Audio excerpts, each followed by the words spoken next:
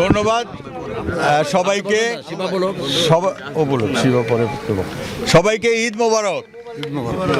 ঈদ মোবারক এই জন্য কারণ ঈদ মানে খুশি। আজকে দীর্ঘ 17 বছর পর আমরা মুক্তভাবে এফডিসিতে এই যে প্রেস কনফারেন্স করতে পারছি, আপনাদের সাথে কথা বলতে পারছি, এই জন্য খুশি। এই জন্য সবাইকে আবারও ঈদ মোবারক। আজকে আমি ভারাক্রান্ত হৃদয়ে স্মরণ করছি তাদের কথা, শ্রদ্ধার সাথে স্মরণ করছি তাদের কথা, যাদের রক্তের বিনিময়ে আজকে আমরা এই বিজয় অর্জন করতে পেরেছি। ছাত্র সমাজ, ছাত্র জনতা যদি সোচ্চার না হইতো তাহলে হয়তো আমরা এই বিজয় অর্জিত করতে পারতাম না। আবারও আমাদের এই চলচ্চিত্রবাসীর পক্ষ থেকে তাদেরকে অনেক অনেক শ্রদ্ধা এবং তাদের আত্মা যেন শান্তি পায়, তাদেরকে মহান আল্লাহ জান্নাত নিবাস করুন। আমার খুব ইচ্ছা ছিল আজকে আমার এক চলচ্চিত্র প্রযোজক ভাই তাকে ডেকে এনে আমি বসে একসাথে আজকে দুপুরে লাঞ্চ করতাম, কিন্তু সেই ইচ্ছা আমার পূরণ হলো না। গতকালকে আমি দেখেছি জনরোষে পড়ে তাকে হত্যা করা হয়েছে। তিনি আমাকে প্রকাশ্যে বলেছিলেন, আপনি বিএনপি করেন, আপনাকে এফডিসিতে ঢুকতে দেওয়া হবে না, আপনি কিভাবে এফডিসিতে ঢুকেন আমি এটা দেখে নিব।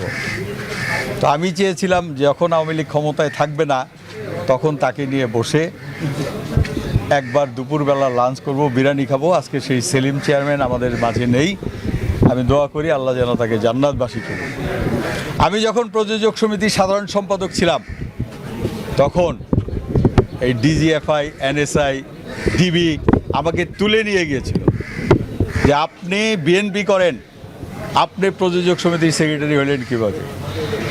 আমরা যখন একটা চলচ্চিত্র নিয়ে চলচ্চিত্রটাকে যখন আমরা স্টেট ওয়েতে নিয়ে যেতে চেয়েছিলাম, কিছু লোক আমাদের বিপক্ষে ছিল। আমি বিএনপি করি এটাই তাদের সহ্য হচ্ছিল না।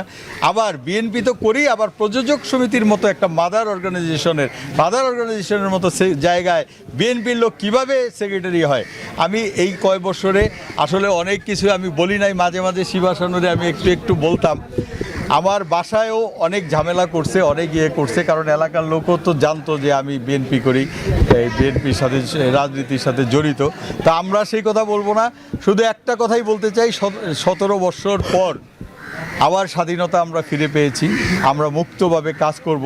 এই এফডিসিটা আমাদের, ওরা যেভাবে আমাদেরকে গলা টিপে ধরেছে, আমাদেরকে কথা বলতে দেয়নি, আমরা তাদেরকে স্বাধীন করে দেব। এফডিসি কাজের জায়গা, এখানে আমরা মনে করি যে এটা আমাদের রুজিরুটির জায়গা। এখানে রেষারেষি, হিংসি, দলাদলি এটার ঊর্ধ্বে থাকা উচিত, কিন্তু বিগত 17 বছর কিন্তু সেটা করে নাই। আমি মনে করি যে আমরা সেটা করব না, আমাদের সবাইকে ধৈর্য ধরে কাজ করতে হবে। এই এফডিসিকে জিয়াউর রহমান যে অবদান দিয়েছেন, একটু আগে যে রানা সাহেব বললেন, আমাদেরকে এইটা সমুন্নত রাখতে হবে। আমরা এই জিয়াউর রহমানের আদর্শ সৈনিক। আমাদের নেত্রী হচ্ছেন দেশনেত্রী বেগম খালেদা জিয়া।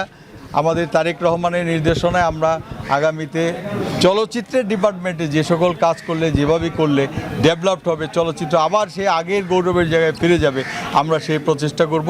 আবারও সবাইকে ঈদ মোবারক জানিয়ে আমি আমার বক্তব্য শেষ করছি। ধন্যবাদ।